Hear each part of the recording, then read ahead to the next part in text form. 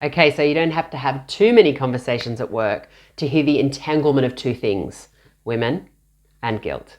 We start hearing and taking on messages of guilt, both subtly and obviously, from when we're young girls, from the media, and it's easy to misinterpret comments at work through a guilt filter, particularly if you're not feeling over resilient that day. But I want you to understand that guilt is not necessarily what you think it is. We all experience guilt. Well, most of us, not narcissists or psychopaths, but we're not sitting in that camp, right? Guilt can be very helpful, and if it's not helpful for you, it's time to do something about it. Ready? Firstly, check out this definition of guilt. Guilt is an emotion that we feel when our behavior and actions fall short of our own expectations or standards. Now, did the words "your expectations and standards" stand out to you? They seem to hit women right between the eyes. What about you? Guilt, when healthy, let's call it healthy guilt, is socially adaptive, and it's a useful emotion for us and for those around us, and it motivates positive change. Guilt is about behavior, our actions, something we did,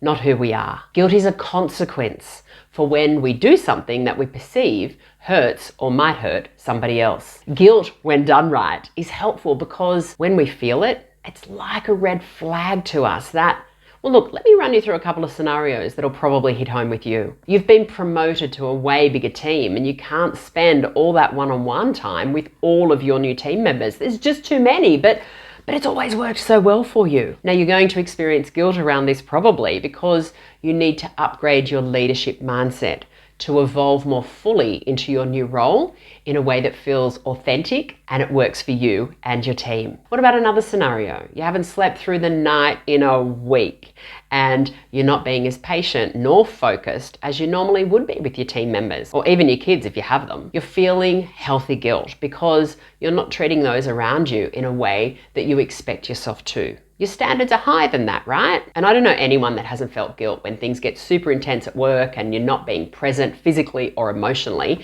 with those that are important to you. This is going to lead to guilt because you're acting outside of your values and how you see yourself turning up in your life. These are all examples of healthy guilt, things that you can influence to change and then move on from that guilt. How's that sit with you? But there's another side to guilt too, unhealthy guilt. Guilt that is disproportionate, misplaced, and irrational guilt, where you feel guilty, but it's not your place. You don't have control over a situation, or it wasn't your guilt to start with. If you feel like you're on a bit of a treadmill of guilt lately, then here are 3 powerful coaching questions that will have you shift where you're sitting with guilt. What can you do now to upgrade your leadership mindset to feel more settled and enough in your role? How can you be more present with your feelings to learn and transform them when they're not serving you? And what can you do or think differently to lessen or release your feelings of guilt? Let me know what you got out of this, and if you have any questions in the comments below, I'd love to hear from you. Now that you've made it this far in my video, I want you to go and watch another video